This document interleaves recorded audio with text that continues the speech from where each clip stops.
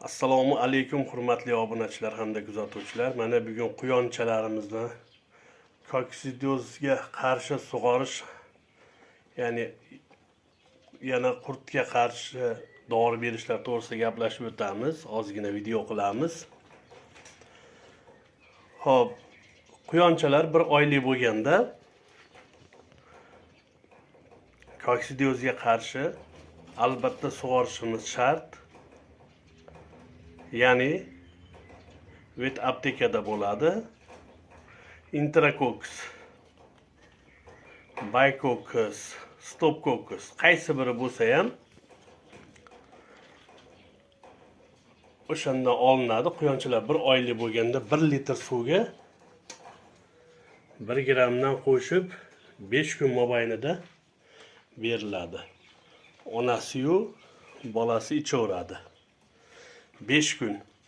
Qaynab sovigan suvga bersalaring, u yana ham yaxshi bo'ladi, effekt yaxshi bo'ladi. Hamma dorini o'zi qaynab sovigan suvga bersa effekt yaxshi bo'ladi.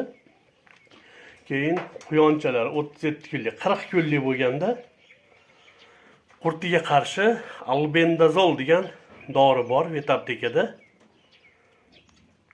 O'sha doridan olasizlar. 40 kunlik quyonchalarga, ya'ni 0,5 dan, ya'ni yarim grammdan ichirasizlar. Onasiga esa 1 grammni ichirib qo'yasizlar. Albatta quyonlarga yemishda adashmanglar. Hul narsa bermanglar. Po'choq, ya'ni sabzi, olma ko'p bermanglar uni. Albatta quruq narsa bilan boqgan yaxshi. Mana o'zini ko'rimi, sifatli ko'rimi bilan quruq beda, ora-orada qotgan non berib turasizlar.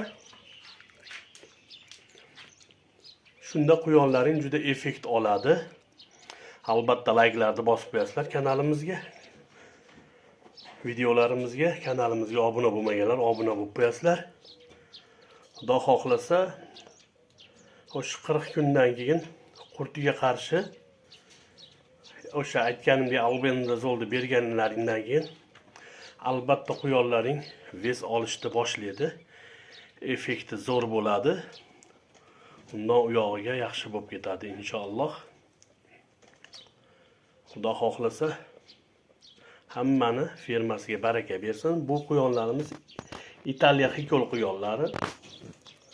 Bu bolalari biron bo'lgan, yaqin kunlarda olib ketishadi inshaalloh. Hammani fermasiga baraka bersin. Albatta like bosish esdan chiqmasin. Keyingi videolarimizda qanday quyon kasalliklariga qarshi videolar chiqaraylik, albatta izohlarda yozib qoldiringlar. Obuna bo'lmaganlar obuna bo'linglar. Hammanglardan Alloh rozi bo'lsin ilohim. Hamisha sog' bo'linglar.